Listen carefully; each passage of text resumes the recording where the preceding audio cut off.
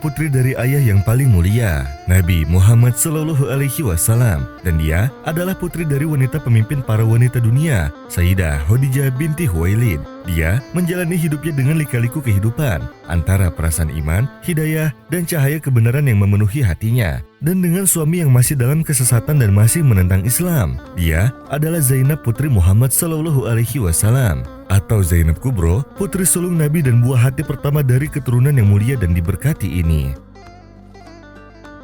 Zainab adalah buah hati pertama dari pernikahan Nabi dengan Sayyidah Khadijah binti Khuwailid. Beberapa sumber mengatakan bahwa dia lahir 12 atau 13 tahun sebelum masa kenabian.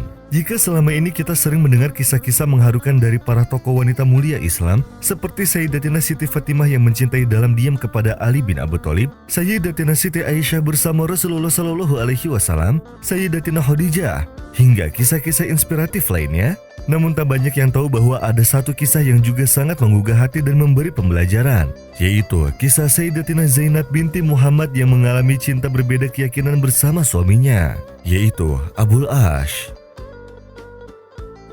Rasulullah SAW menyambut bayi perempuannya dengan sukacita dan menyembelih hewan kurban. Padahal dalam lingkungan sosial di sekitarnya masih menganggap bahwa wanita itu aib dan mereka berusaha untuk menguburnya.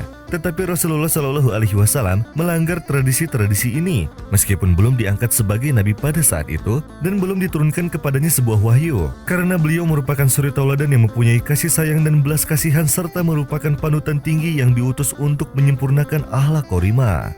Zainab dibesarkan di rumah yang penuh dengan ketentraman dan hidup nyaman dalam pengasuhan orang tuanya. Ia tumbuh pesat hingga menjadi pusat perhatian banyak pemuda Bani Quraisy. Diketahui bahwa ayahnya Nabi Muhammad SAW orang yang paling utama dalam kejujuran dan kepercayaan, terkenal sebelum masa kenabian, dan ibunya Khadijah binti Khuwailid diketahui bahwa asal-usul dan garis keturunannya yang begitu sangat mulia.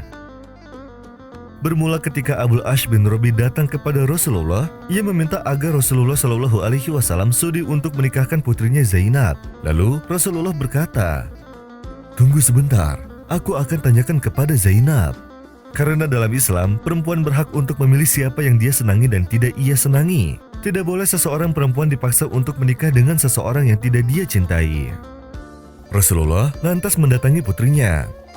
"Wahai Zainab putriku, sungguh Abul Ash bin Rabi datang untuk meminta dirimu sudi untuk menjadi istrinya." Namun Zainab terdiam.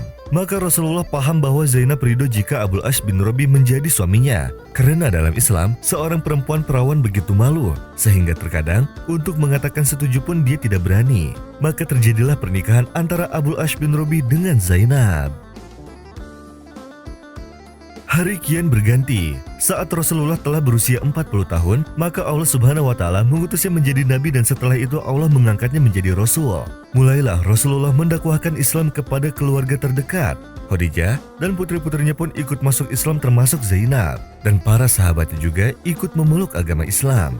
Setelah menikah, Zainab tinggal bersama Abul Ash bin Rabi suaminya. Hingga pada suatu ketika, pada saat suaminya pulang dari berdagang, Zainab menemui suaminya dan mengatakan, "Wahai suamiku tercinta, sungguh aku ingin bagimu kebaikan sebagaimana yang aku rasakan. Islamlah, sungguh ayahku telah mendapatkan wahyu dari langit dan ayahku bukanlah seorang pendusta." Lalu Abul As menjawab, "Mengapa engkau tidak meminta izin kepadaku?"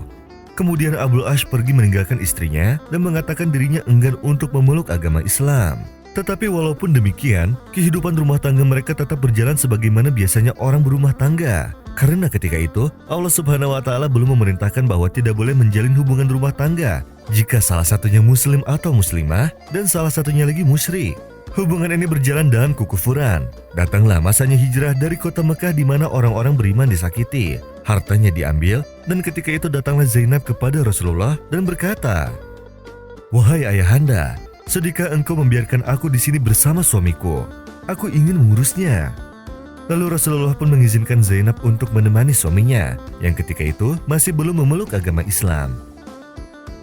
Zainab senantiasa berupaya mengajak suaminya untuk memeluk agama Islam. Namun apa daya Zainab, karena hidayah hanya ada di tangan Allah Subhanahu wa Ta'ala. Sedahsyat apapun ketegaran hati Zainab mengajak suaminya untuk masuk Islam, tetap saja Abul Ash tidak mau. "Sungguh, Aku tidak mau, karena aku khawatir orang-orang Mekah mengatakan aku masuk Islam disebabkan karena istriku. Karena aku patuh kepada istriku, aku tidak ingin dikatakan demikian oleh orang-orang kafir, ucap Abdul Ash. Meski begitu, Zainab tetap bersabar menghadapi suaminya, sehingga datanglah masa Perang Badar, di mana semua orang di Mekah dipaksa untuk memerangi kaum muslimin.